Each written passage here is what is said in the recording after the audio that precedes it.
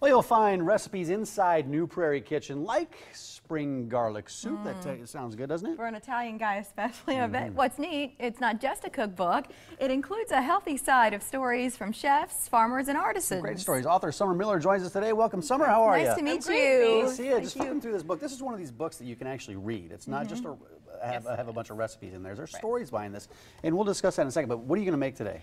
Today we're going to make a strawberry shortcake. It's a little twist on that with rhubarb compote. So and strawberries are so good right now. Strawberries are in season. The rhubarb's in season. I just yanked this out of my garden this morning. So a lot of people aren't as familiar with rhubarb. Yeah, it's actually a vegetable. Yeah. They see it on a menu in a restaurant and they might shy away from it because they think, what in the heck? How early it comes up in the season. Yeah, very early. Yeah. So what do you want to do here? Take us step by step. So right now we're just going to kind of quickly go through it. What I have in here already is 3½ cups of flour. But the very first thing that you do with this particular recipe is you have your country eggs, right? And so you're going to crack those in there.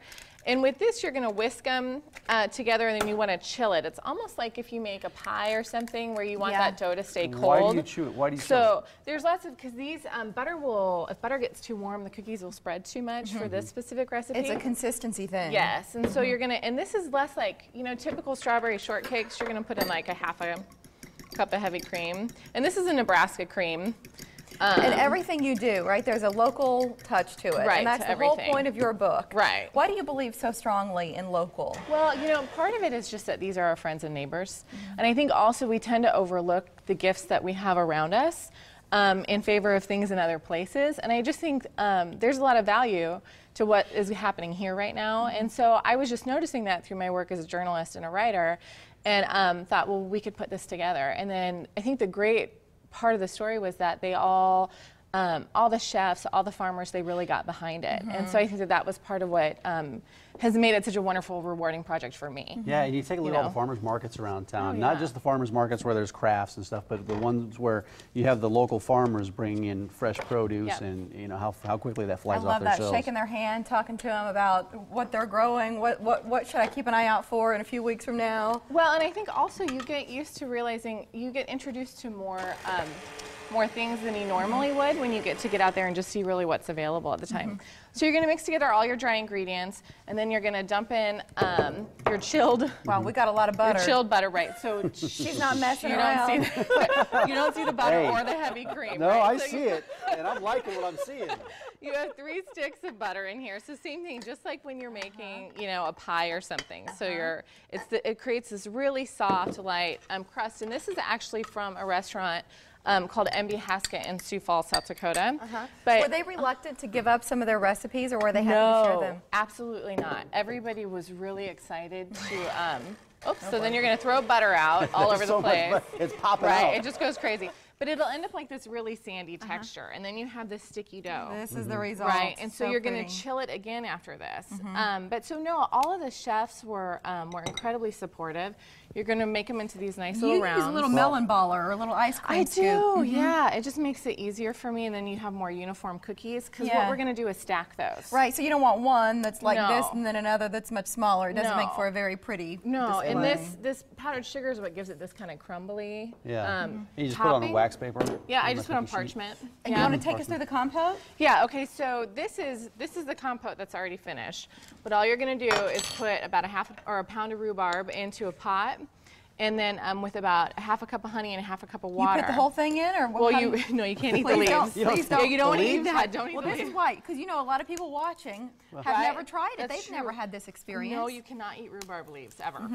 So it's just the stalks. Yeah. So then you're going to chop up your stalks, stick them in a pot, and then you're just going to reduce them down, and it'll become this gorgeous sauce. And it looks good. I love rhubarb too. And the strawberries. In my family, we grew up on rhubarb. Love it. And I love the cookbook because the local chefs that you have in here, like for example, Clayton Chapman. Right. You know, we know Clayton book signing coming up. From the Gray Plume. And you tell a kind of a story in that format, and it says, on any given morning, passerbys might catch a peek of platinum blonde boys stirring raw coffee beans in a prep countertop or walking between the white linen covered tables wearing puppy pajamas and rocking a pair of black cowboy boots.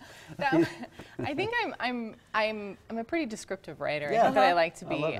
But I think that that's part of what connects us to one another. Is just, I mean, he's a father. His wife was there too. I interviewed both of them for that story, and it's because of that family unit that they were able to build that restaurant. And so, and then now they have another store, retail store, Provisions, where I'm doing a signing on Saturday with Clayton at 2:30, and so or at 12:30, I think. But I mean, we have it at 1 or whatever, 1 o'clock. It's at 1 o'clock, whatever. Yeah, but that's one of the stories in there. But there are many stories, not just from chefs in Omaha, but from farmers all over, from restaurateurs all over. Yeah.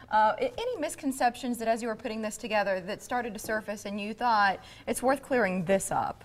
No, I think the biggest thing was just shining a light on it, right? I think that we know when we're here that we have these great restaurants and we have these great places, but I guess I wanted to bring it to a broader audience, you know, to a national audience, to say, hey, these guys are doing great work and they're supporting great people, and it's that relationship with the chef and the farmer. Here, I can assemble this as we talk. And the book's beautiful. I'll say that. I'm a big fan. I want to be able to look at pictures and feel the paper and the sensory part of a book, right? That experience is meaningful to me. And so I looked at it and I thought, an Omaha woman put this together? This seems pretty high dollar for a local project. Oh, please. Omaha women are good. They know what they're doing. Ask her where she went to school. Oh, right. Where did you go to school? I went to Central High School. Oh, man, that figures. That's right. So it's all making sense. Summer, it's all making sense. I know, so what do you do next in this process? Okay, so with this recipe, and like I said, this is from a chef in Sioux Falls, right? It's 2 hours away, totally worth the day trip. So you're going to take one of your cookies that you take out of the oven. You're going to slice up your strawberry, and then what I want you here, Mike, I'm going to get you to help me.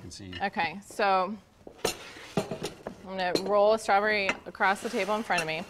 So you are going to go ahead and scoop a little bit of that onto the top of each cookie, right? And I'll tell you at home, if you go to OmahaMorningBlend.com, we've got the recipe posted online. So sure, it's in Summer's book. Right. You can drive and go get it yourself if you don't want to make it, but we've also got it online. She's giving us a little teaser. Yeah, giving you a teaser. You're slicing those up. Right, so we're going to have these great sliced berries right on top. So then we're going to put another cookie on top. So why don't you go ahead? Another cookie on top? Yeah, this is, if you're going to have a ton of butter and heavy cream in a cookie, you might as well have as many of them as possible. Load it up, just plop it right on there. We're stacking this, right? Yeah, we have less than a minute. Summer. I don't want to run out of time before I see the result. You want me to put more on there? Nope, I want you to do like this. We're going to put some of this. And most people make the mistake of over whipping their cream, and you don't want to do that.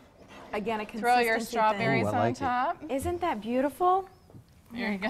There you go. I know we didn't do it too pretty on that second. We'll show this one, Mike. That one looks great. Hey, the more strawberries, the more cream, the better. We don't mind. If you'd like to connect with Summer, here's some information about her. The cookbook is called New Prairie Kitchen Cookbook. A couple of websites there for you. And then let's show you the information about this upcoming book signing that we showed you as we were visiting and talking about Clayton. It'll be coming up on this Saturday. 1 to 2:30 at Provisions at 12th and Howard. Summer, all the best on the book, okay? Hey, thank you so much. And the photos by Dana Damewood. Don't want to leave her out. Dana Damewood is a wonderful photographer. Thanks for your time.